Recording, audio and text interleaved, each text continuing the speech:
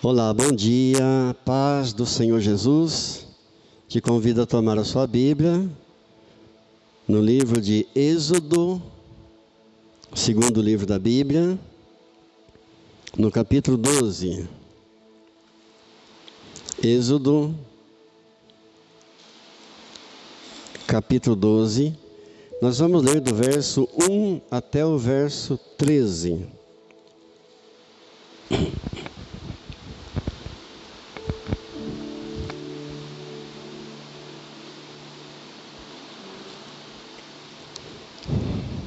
Amém? Acharam? Êxodo, capítulo 12, verso 1. Disse o Senhor a Moisés e a Arão na terra do Egito: Este mês vos será o principal dos meses, será o primeiro mês do ano. Falai a toda a congregação de Israel, dizendo: Aos 10 deste mês, cada um tomará para si um cordeiro, segundo a casa dos pais, um cordeiro para cada família. Mas, se a família for pequena, para um cordeiro, então convidai ele o seu vizinho mais próximo, conforme o número das almas, conforme o que cada um puder comer. Por aí calculareis quantos bastem para o cordeiro. O cordeiro será sem defeito, macho, de 1 ano, e podereis tomar um cordeiro ou um cabrito. E o guardareis até ao 14º dia deste mês, e todo o ajuntamento da congregação de Israel o imolará no crepúsculo da tarde. Tomarão do sangue e o porão em ambas as ombreiras e na verga da porta, nas casas em que o comerem. Naquela noite comereis a carne assada no fogo, com pães asmos e ervas amargas, e comerão. Não comereis do animal nada cru, nem cozido em água, porém assado ao fogo, a cabeça, as pernas e a frissura. Nada deixareis dele até pela manhã. O que porém ficar até pela manhã, queimá-lo-eis. Desta maneira o comereis: lombos cingidos, sandálias nos pés e cajado na mão. Comereis à pressa, é a Páscoa do Senhor, porque naquela noite passarei pela terra do Egito, e ferirei na terra do Egito todos os primogênitos, desde os homens até aos animais. Executarei juízo sobre todos os deuses do Egito. Eu sou o Senhor. O sangue vos será por sinal nas casas em que estiverdes. Quando eu vir o sangue, passarei por vós, e não haverá entre vós praga destruidora, quando eu ferir a terra do Egito. Oremos ao Senhor. Querido Jesus, graças por esse dia tão maravilhoso, tão importante para todo o cristianismo, quando a morte foi vencida pelo Senhor ao ressuscitar dos mortos. Oh Jesus, dá-nos nessa hora entendimento pela Tua Palavra. Dá-nos uma mente ensinável. Perdoa, Deus, a nossa petulância de muitas vezes acharmos que já sabemos de tudo. Perdoa, Deus. Dá-nos um espírito quebrantado, humilde na Tua presença. Que sejamos ensináveis, ó Deus. Nós temos a Páscoa do Senhor como o sinal de que os nossos pecados foram perdoados, que fomos reconciliados com Deus. Jesus, Tu és o Senhor. Tu és o Senhor de novos começos, de novos dias, de novas vidas. Por isso, consagramos a Ti esse momento de reflexão da Tua palavra. Nos alimentamos dela e Te agradecemos. Em nome de Jesus. Amém. Amém. Glória a Deus. Mais uma Páscoa do Senhor que Ele nos concede celebrarmos nessa manhã. Esse é um assunto muito importante da Bíblia. Esse é um assunto central da Bíblia. Esse é um assunto vital. E muitos pastores do mundo inteiro aproveitam esta data para meditar então na Páscoa do Senhor, na ressurreição do Senhor Jesus. E nós vamos entender um pouco como a Páscoa era celebrada no Antigo Testamento.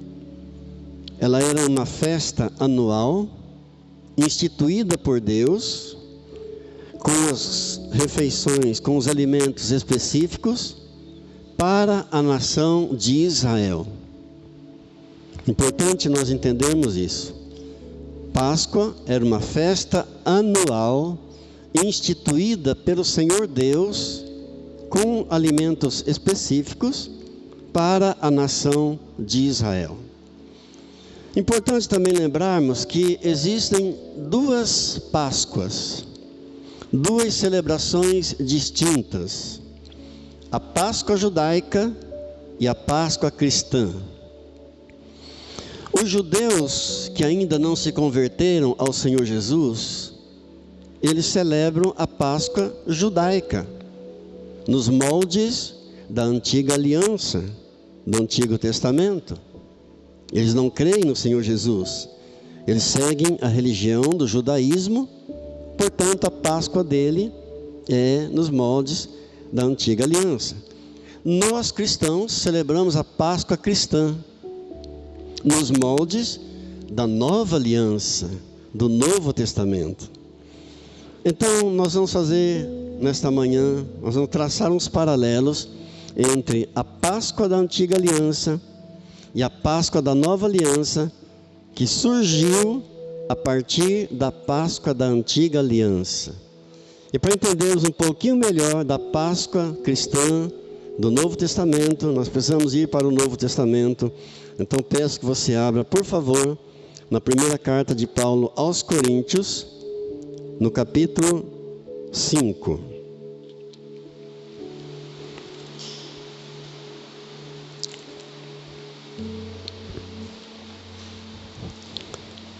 Primeira carta de Paulo aos Coríntios, capítulo 5.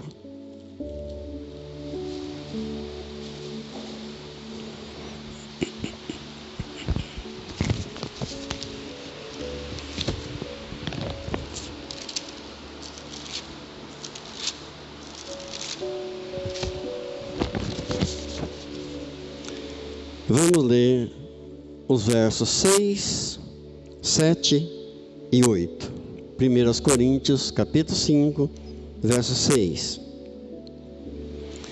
Não é boa a vossa jactância, ou seja, não é bom o vosso orgulho, a vossa soberba.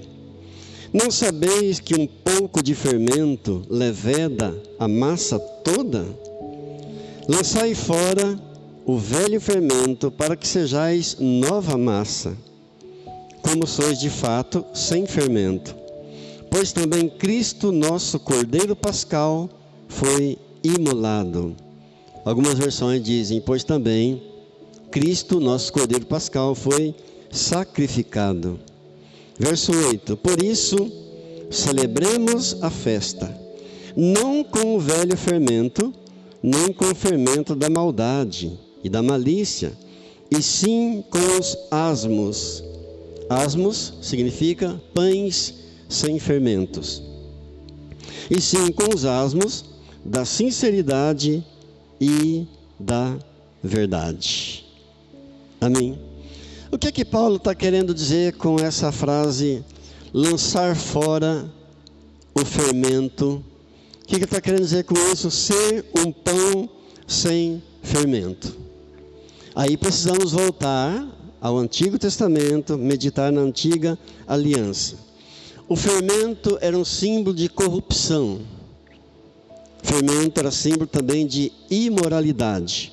Então, quando Paulo diz, celebremos a festa, mas não com o fermento, tire fora todo o fermento, ele está querendo dizer o seguinte: vamos celebrar a festa da Páscoa, a ressurreição do Senhor Jesus, mas com coração puro, sem maldade, com interesse de coração, com humildade, na presença desse Senhor que é digno de toda a glória. Depois da celebração da ceia, falando agora da ceia da Antiga Aliança, da ceia do povo judeu, quando terminava a celebração, era uma ceia com alimentação específica, como já dissemos, dadas por Deus, com pão sem fermento, ervas amargas, a carne do cordeiro assada. E logo após essa celebração, essa ceia, começava-se um período de uma festa de 7 dias, chamada Festa dos Pães Asmos. Todo judeu fazia uma revisão em toda a sua casa e removia todo o fermento e qualquer resquício de fermento, porque o fermento era esse símbolo de corrupção, de imoralidade. Então, por 7 dias, se comia o pão sem fermento. Essa era uma forma de confirmar a Páscoa. A festa dos pães asmos, portanto, era uma extensão da festa da Páscoa. E Paulo, então, pega essa tipologia e diz para nós que a festa deve ser celebrada hoje. Ele diz, você leu comigo, celebremos a festa. No verso 8 diz, por isso celebremos a festa. No entanto, ele mostra que essa celebração dessa festa hoje não tem nada a ver com a festa da Antiga Aliança. Não tem nada a ver com aquela celebração antiga. Não é uma repetição literal do Antigo Testamento. Por isso eu disse no início, são 2 celebrações distintas.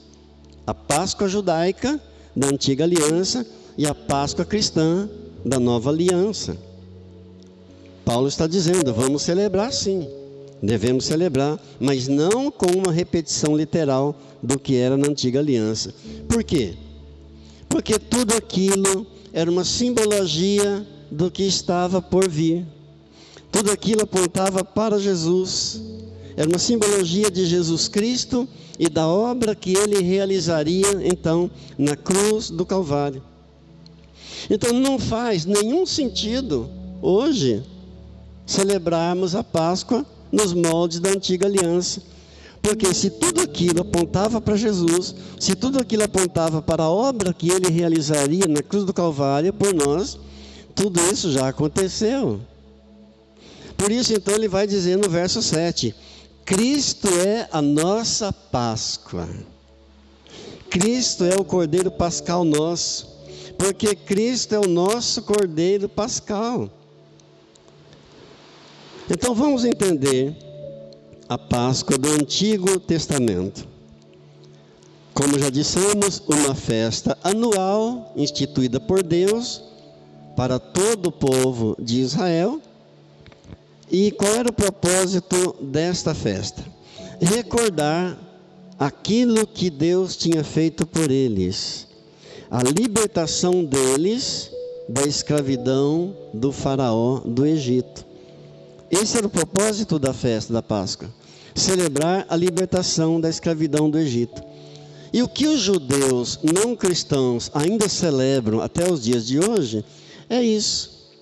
Eles celebram a libertação de Israel da escravidão do Egito. Agora, quando a Páscoa foi realizada, a primeira Páscoa, exatamente no dia em que Israel deixou o Egito. No primeiro dia da libertação, foi celebrada ali a primeira Páscoa. E ela foi celebrada às pressas. Deus ordenou que eles comessem às pressas. Por quê? Logo em seguida iniciaria a jornada, a caminhada rumo à terra prometida, Canaã. Então Deus ordenou, dizendo: olha, vocês vão comer, vocês vão celebrar a ceia de uma maneira a estarem preparados para a jornada, com seus lombos cingidos, com o cajado na mão, com as sandálias já calçadas nos pés, e comei às pressas, porque logo em seguida iniciaria a caminhada, e eles fariam isso todo ano. Deus ordenou que todos os anos fosse feito isso, para que recordassem o que Deus tinha feito por eles. Bom, aqui cabe uma pergunta: a igreja hoje deve celebrar ou não? Sim, claro. Paulo está dizendo: celebremos a festa. Mas da maneira como eles celebraram? Claro que não. Da maneira como os judeus não cristãos celebram? Claro que não. Não nos moldes do Antigo Testamento. E quais são as instruções do Novo Testamento? É uma boa pergunta. Lá em Colossenses, Paulo nos diz assim, na carta aos Colossenses, no capítulo 2, no verso 16 e 17: ninguém vos julgue por causa de comida e bebida, ou dia de festa, ou lua nova, ou sábados, porque tudo isso tem sido sombra das coisas que haviam de vir, porém o corpo é Cristo. Paulo está falando aqui das celebrações da antiga aliança, as celebrações do Antigo Testamento: lua nova, dia de festas, dia de sábado. Tudo isso tem sido sombra das coisas que haviam de vir, porém o corpo é Cristo. O que ele está dizendo é o seguinte: olha, ninguém te julgue por causa dessas celebrações da antiga aliança. Ninguém julgue você por causa de dia de festa, por causa de comida, por causa de bebida. Ninguém julgue você por causa de dia de sábado, porque tudo isso era sombra de coisas que aconteceriam. E toda a lei terminou em Jesus. Romanos 10:4 diz: o fim da lei é Cristo. Então, se alguém acusar você de trabalhar no dia de sábado, que você pode até perder a salvação se você não guardar o sábado, você vai dizer para a pessoa assim: o fim da lei é Cristo. E a pessoa vai dizer: mas está escrito na lei que deve guardar o sábado. Sim, está escrito. Mas Cristo Jesus cumpriu toda a lei. E Romanos 10:4 diz que o fim da lei é Cristo Jesus. Paulo está dizendo: o corpo é Cristo, o corpo é Jesus. Glória a Deus. Se alguém disser para você: ó, você não deve comer carne disso, ou carne daquilo, carne de tal animal, você vai dizer: olha, está escrito em 1 Coríntios capítulo 10, verso 25: comei de tudo que se vende no açougue. Comer de tudo que se vende no mercado. O fim da lei é Cristo. Cristo nos libertou de todo o peso da lei, de todo o jugo da lei. E Paulo está dizendo com muita ênfase: ninguém julgue você por causa dessas coisas. Dia de festa, dia de lua nova, dia de sábado, ninguém julgue você, porque tudo isso tem sido sombra das coisas que haviam de vir, porém o corpo é Cristo. Glória a Deus. Amém. Aí no verso 8 ele vai dizer assim: celebremos a festa. E nós celebramos? Claro que sim. Todos os meses nós celebramos a festa da Páscoa, na Santa Ceia do Senhor, no pão e no vinho. Glória a Deus. Então a Páscoa representa a obra do Senhor Jesus por nós, na cruz do Calvário, a obra redentora. Lá em Hebreus, no capítulo 10 de Hebreus, no verso 1, diz assim: ora, visto que a lei tem sombra dos bens vindouros, não a imagem real das coisas. A lei é uma sombra das coisas vindouras, e não a imagem real das coisas. Pense numa sombra. Se você sair ali fora, se expor ao sol, eu for ali, eu vou ver a sombra do teu corpo. Vou ver a sombra direitinho. Vemos a sombra projetada. Agora, ela reproduz a forma do seu corpo. Mas se eu não olhar para você, se eu olhar apenas para a sombra, eu não estarei vendo o seu corpo, mas eu estarei tendo uma noção. Eu terei ali uma silhueta do seu corpo. Esta é a visão real do seu corpo? Não. Mas é uma noção, não é a visão perfeita, mas olhando para a sombra do teu corpo, eu tenho uma noção de como é o teu corpo. Assim a lei. Eles olhavam para a lei e eles tinham uma noção do que viria, do que aconteceria. Olhando para a lei, eles tinham apenas uma silhueta do que aconteceria, de que o Messias viria ao mundo para nos salvar. Glórias a Deus. Assim a revelação que eles tinham lá no Antigo Testamento. Não viam o corpo, tinham apenas uma silhueta, tinham apenas uma noção. Agora, a lei então dava essa vaga ideia do que eles entenderiam depois. Por isso que nós costumamos dizer que o Novo Testamento explica o Velho Testamento. O Novo Testamento explica o Velho, e o Velho Testamento, ele ilustra o Novo Testamento. Glória a Deus. Pensemos um pouquinho mais nas verdades da Páscoa. Pensar com você em alguns paralelos. São muitos os paralelos, mas quero pensar apenas em alguns, os principais.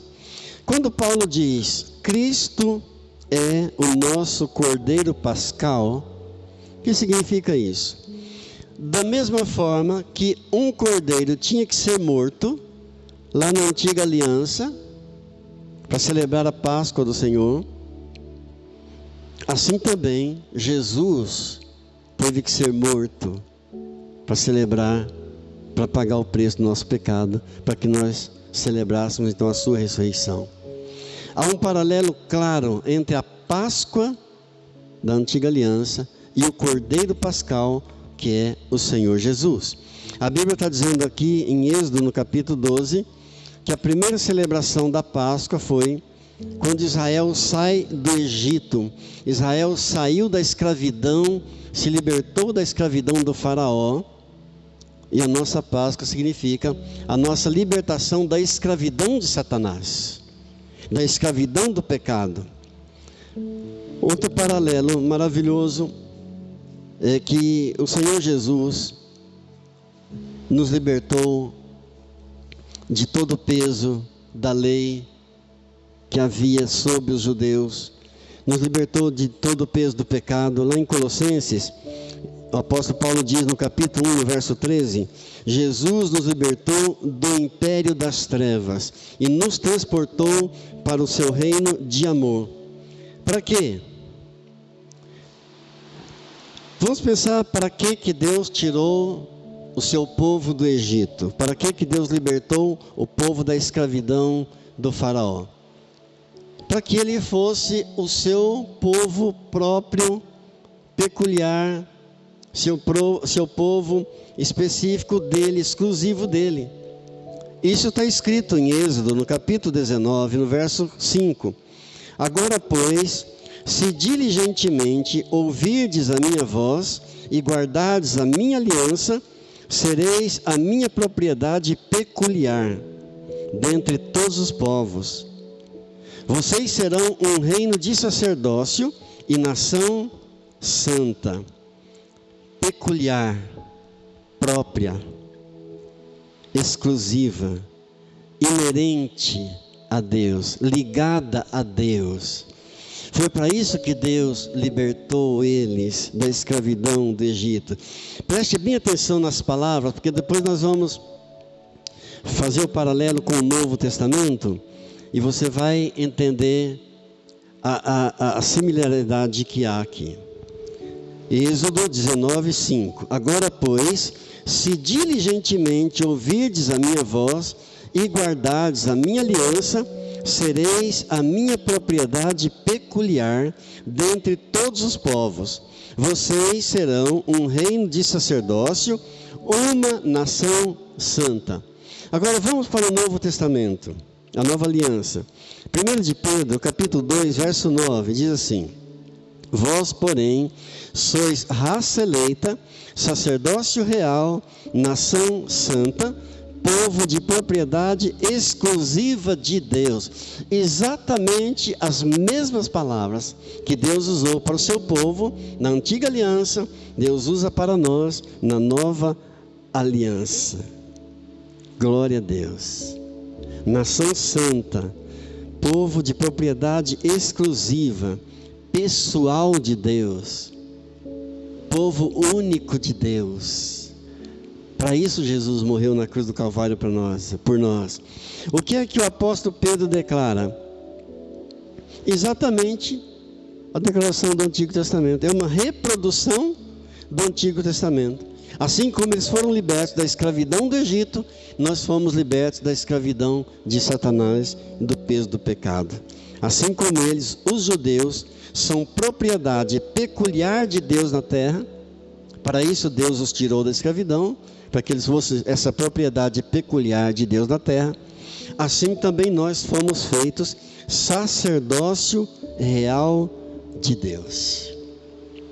Um outro paralelo muito importante é o sangue. E aqui eu peço a sua atenção especial para esse paralelo tão importante que é o do sangue.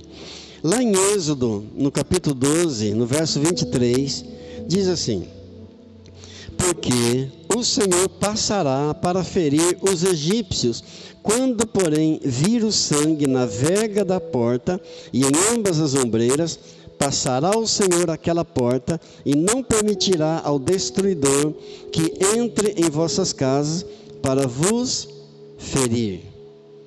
Deus ordenou que eles, os israelitas, pegasse um pouco do sangue do cordeiro e aspergisse em ambas as ombreiras da porta. Pensa num batente de uma porta, em ambas as ombreiras e também na verga, naquele travessão de cima. Em ambas as ombreiras e na verga da porta, aspergisse um pouco do sangue do cordeiro.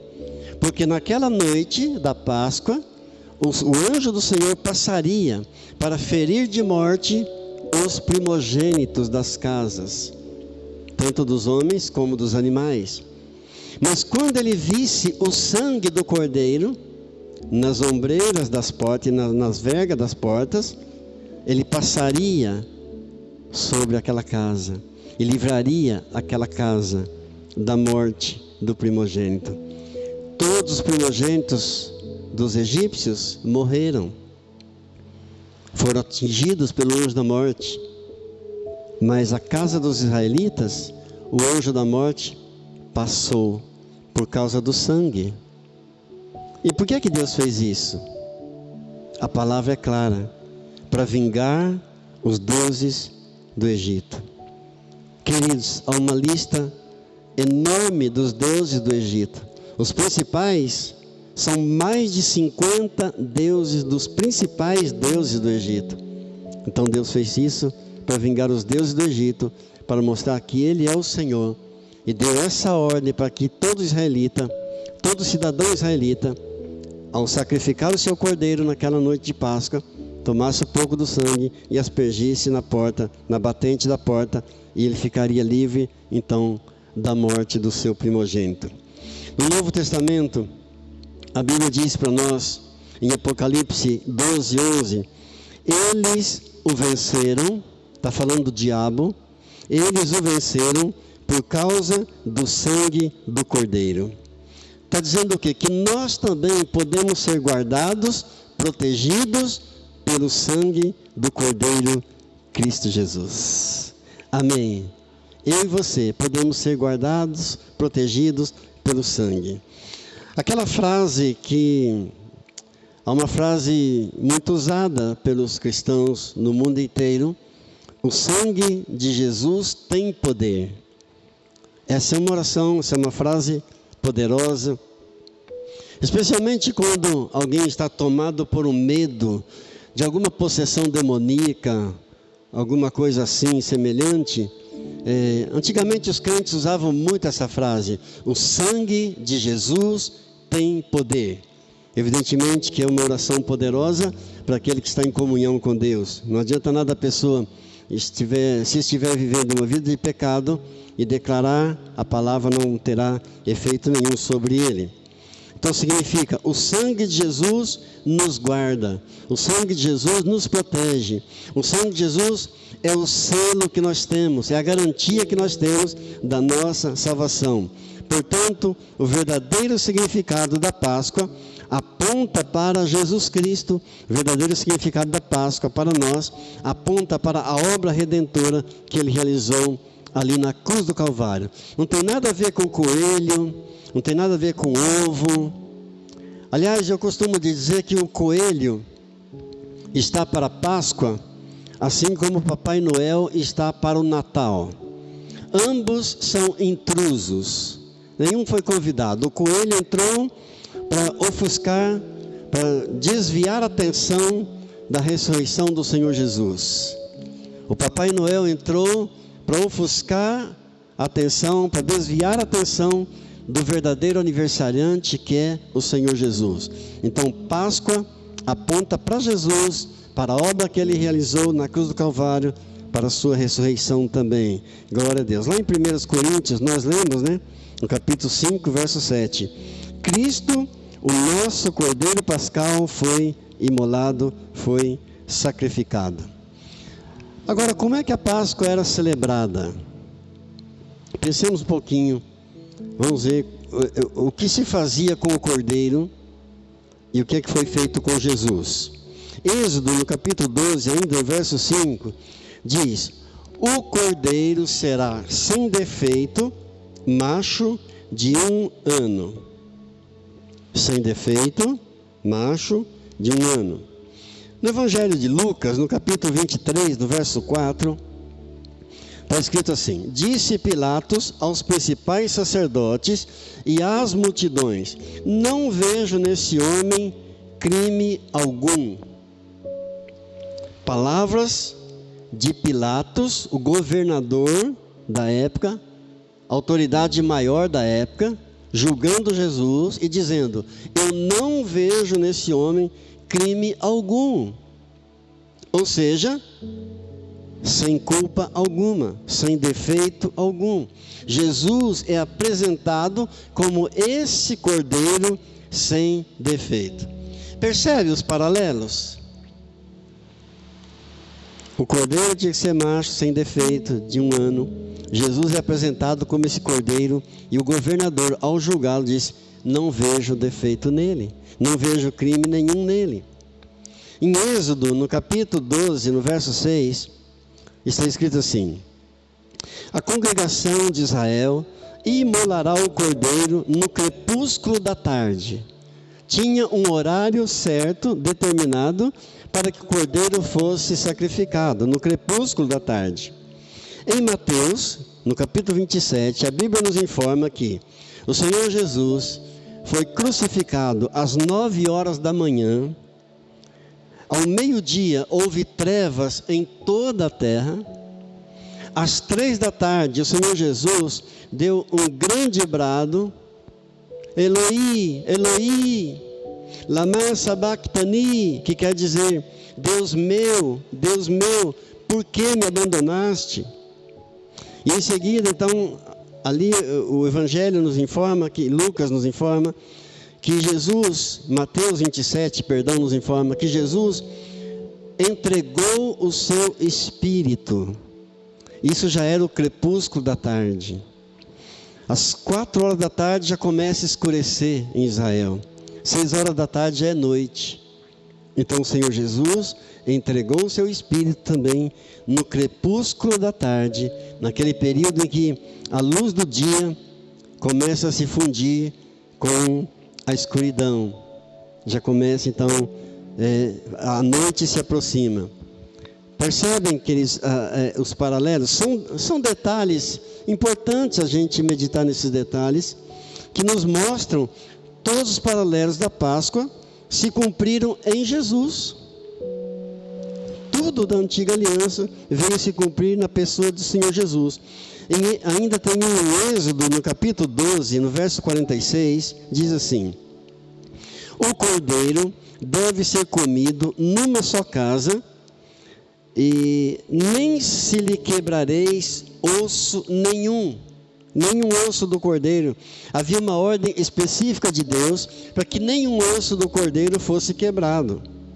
E também no Salmo 34, verso 20, diz assim: preserva-lhe todos os ossos, e nenhum deles sequer será quebrado. João vai confirmar tudo isso no seu Evangelho, no capítulo 19, do verso 31 ao verso 37. Permita que eu leia esse texto de João 19, 31 ao 37. Então os judeus, para que no sábado não ficassem os corpos na cruz, visto como era a preparação, pois era grande o dia daquele sábado, rogaram a Pilatos que se lhes quebrassem as pernas e fossem tirados da cruz. Os soldados foram e quebraram as pernas ao primeiro e ao outro que com ele tinham sido crucificados. Chegando-se, porém, a Jesus, como vissem que já estava morto, não lhe quebraram as pernas.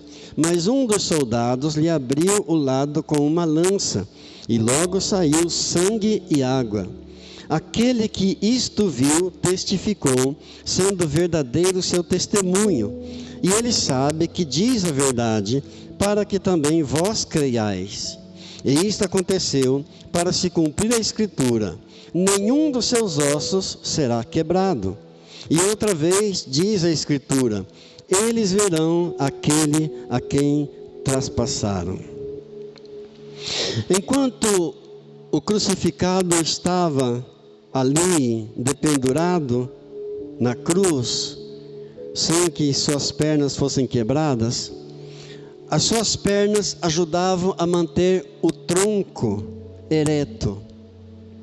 Então ele respirava, ele conseguia respirar com tranquilidade. Mas ao quebrar as pernas, o seu tronco então decaía e a sua respiração ficava dificultosa. Isso acelerava então o processo da morte do crucificado. Era o crepúsculo da tarde, da sexta-feira, o sábado se aproximava, era o sábado da preparação da Páscoa, era um dia importante para os judeus, e os corpos não poderiam ficar na cruz. Também Deuteronômio, capítulo 21, verso 21, nos informa que um crucificado não poderia ficar de um dia para o outro na cruz, porque isso amaldiçoaria toda a terra. Porque o crucificado, ele era considerado um maldito. A cruz era maldição, ser crucificado na cruz. O Senhor Jesus, sendo inocente, se fez maldito em nosso lugar, se fez maldição no meu lugar e no seu lugar. Então chegaram para Pilatos e disseram: olha, a gente precisa apressar essa morte desses três aí, porque já aproxima o sábado. Então foram ao primeiro ladrão crucificado com Jesus, quebraram suas pernas. Foram ao outro, quebraram suas pernas. Mas quando chegaram a Jesus, viram que já estava morto. Então um dos soldados, para testificar a morte de Jesus, abriu o lado de Jesus com uma lança. E dessa abertura, dessa ferida do lado de Jesus, jorrou sangue e água. Isso era como que um atestado clínico da morte, era como se fosse uma comprovação de que o Senhor Jesus, ele não estava desmaiado, o Senhor Jesus não estava em coma, mas o Senhor Jesus verdadeiramente já estava morto. Era uma confirmação da morte do Senhor Jesus. Todos esses detalhes são cumprimento das profecias da antiga aliança em Cristo Jesus, que ele viria e seria o nosso Salvador. Glória a Deus. E ressuscitaria. Hoje estamos celebrando isso. O soldado abriu o lado dele. E João diz assim: aquele que viu isto, está falando dele, eu vi isto. Aquele que viu isto testificou. Eu estou dando testemunho. E o seu testemunho é verdadeiro. Ele sabe que diz a verdade para que vocês creiam. João está dizendo: eu vi, eu testifiquei, eu dou testemunho para que vocês creiam. Eu vi tudo isso. Então ele fala e conclui dizendo: eles verão aquele a quem traspassaram. Ele está falando não apenas do que os cravos fizeram nas mãos e nos pés de Jesus, mas também do que a lança fez ao abrir o lado do Senhor Jesus. Já estamos indo para o final da nossa reflexão. Apenas alguns detalhes mais. São muitos detalhes e muitos paralelos, mas apenas alguns mais para terminar. Em Êxodo, ainda no capítulo 12, no verso 3, diz que um cordeiro para cada família, a família reunida. Queridos, nós entendemos que Deus tem um plano para a família. A família é o alvo de Deus. A salvação nossa, ela é individual. Cada um deve buscar a sua salvação. Mas nós entendemos claramente que Deus tem um olho voltado para a família. Deus tem um amor específico. Atos 16, 31, Paulo disse ao carcereiro: crê no Senhor Jesus e será salvo tu e a tua casa. E nós vemos pela palavra que naquela mesma noite, Paulo foi até a casa do carcereiro e batizou toda a família dele. Deus tem um propósito para a família. Glória a Deus. O plano de Deus é para a família. Quando Deus salva quando alguém se converte de uma família, é porque Deus tem um projeto para salvar toda aquela casa. O plano de Deus é para toda aquela família. Louvado seja Deus. Eu ouvi um testemunho essa semana que me incentivou mais a continuar orando pelos da minha família que não são convertidos ao Senhor Jesus ainda. Foi o testemunho de uma moça que estava numa igreja e durante o culto o pastor pediu que todos levantassem um clamor por suas famílias, por aqueles que estavam em casa. E essa moça então começou a clamar por seu pai, que não falava, seu pai era mudo, não falava nada. E ela está orando ali, intercedendo, clamando a Deus pelo seu pai. E terminou o culto, ela foi embora para casa. Quando ela se aproxima de casa, ela percebeu que havia um tumulto na casa dela, muita gente lá, porque o pai dela havia começado a falar. E ela então perguntou e comparou o horário em que o pai dela começou a falar com o horário que ela estava na igreja orando por seu pai. E ela viu que bateu exatamente o momento em que ela orava na igreja, o seu pai recebeu o milagre lá na sua casa. Então, isso deve nos animar a não desistirmos, a não deixarmos de orar por nossa família, por aqueles nossos entes queridos que ainda não são convertidos ao Senhor Jesus. Muito pode, por sua eficácia, a súplica do justo. A oração não tem barreira, a oração não tem distância. Você ora aqui por alguém que está lá longe e o poder de Deus pode alcançar aquela vida. Mas há um detalhe importante, eu não posso deixar de dizer isso. Jesus diz assim, lá em Mateus, capítulo 21, verso 22. Tudo o que pedirem em oração, se crerem, vocês receberão. Se crerem, vocês receberão. Então, quando orarmos, ore com fé. Se você for orar por alguém e pensar assim, eu vou orar, mas essa pessoa é muito difícil, você já anulou a tua oração. Você está anulando o poder de Deus. Se você vai orar por alguém, mas pensar assim, eu acho que essa pessoa é impossível, você mesmo está declarando, cancelando o poder de Deus na tua oração. Amém? Lembre-se, Deus tem um projeto para a família. Deus tem um propósito para salvar a família. Deus disse a Abraão, em ti, Abraão, serão benditas todas as famílias da terra. Diga glórias a Deus. Em Êxodo, no capítulo 12, no verso 4, diz assim, se a família for pequena, ao celebrar a Páscoa lá da antiga aliança, Deus está dizendo, se a família for pequena para um cordeiro, convide o seu vizinho. Está falando o quê? Do que aqui, queridos? Da importância de repartir. De repartir o alimento. Principalmente de repartir Jesus. Porque o cordeiro simbolizava Jesus. Lá na antiga aliança fala da importância de repartir o alimento, chamando o vizinho para celebrar, para comer junto. E para nós significa a importância de nós repartirmos Jesus com aqueles que ainda não têm Jesus. E mais um último paralelo aqui, só para a gente finalizar. Em Êxodo capítulo 12, verso 7, a gente já leu esse versículo, diz assim, tomarão do sangue e o porão em ambas as ombreiras e na verga das portas. Ou seja, não bastava sacrificar o cordeiro, derramar o seu sangue, era preciso aspergir, não bastava que o cordeiro fosse morto, que o seu sangue fosse ali recolhido, derramado, mas o seu sangue teria que ser aspergido nos umbrais, nas ombreiras e na verga da porta, na batente da porta.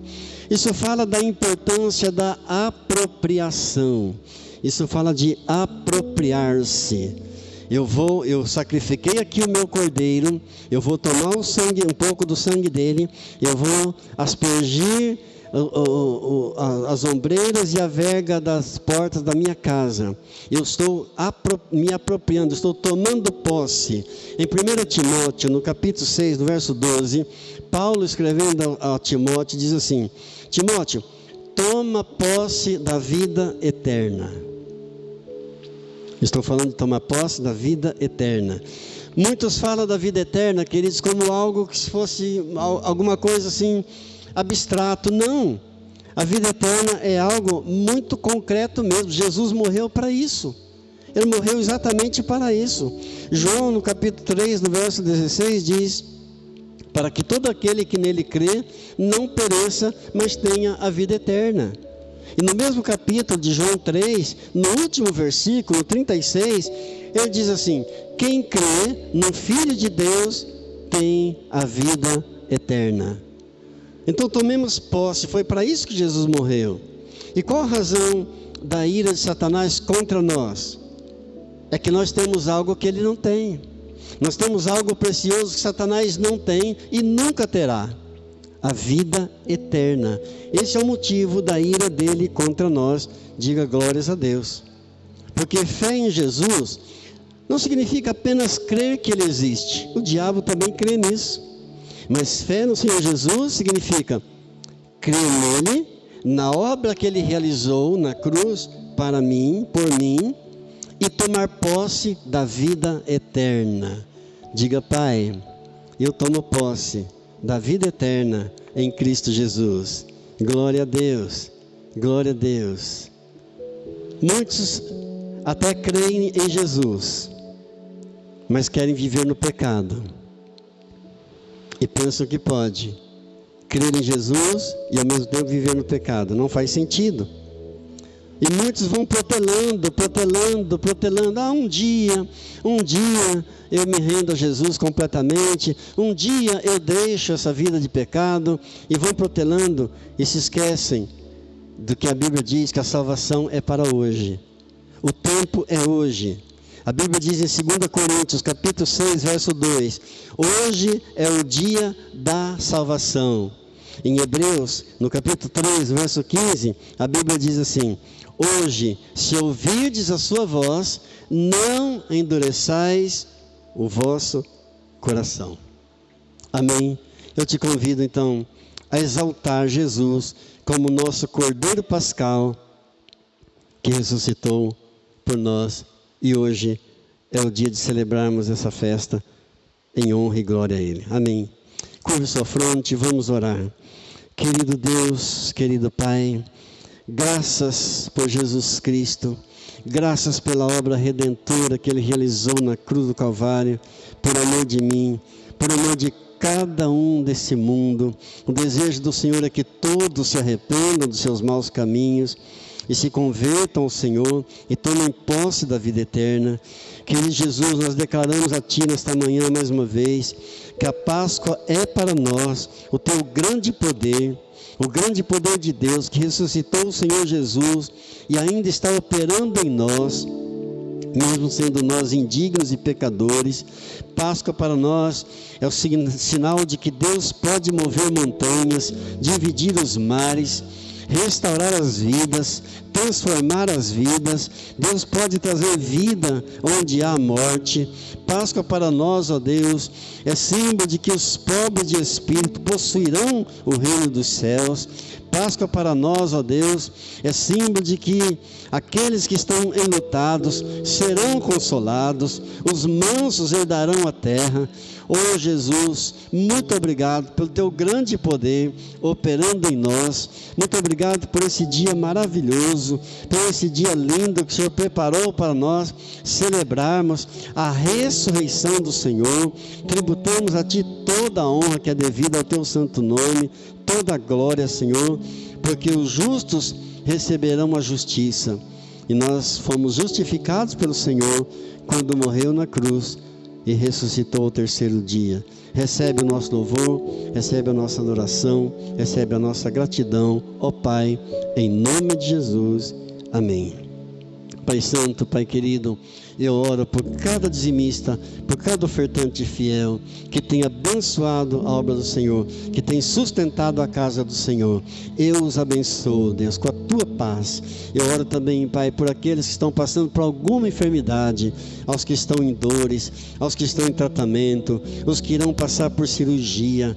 Deus, coloca essas vidas diante do Teu altar e clama, ó Deus, o Teu favor, o Teu olhar de bondade e de misericórdia, a restauração do Senhor, Pai, em nome do Senhor Jesus.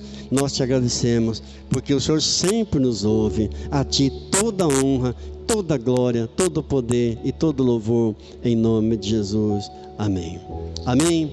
O Senhor te abençoe e te guarde. O Senhor volte o rosto sobre ti, tenha misericórdia de ti. O Senhor sobre ti levante o rosto e te dê shalom. E tenha uma feliz, abençoada Páscoa, em nome de Jesus. Amém.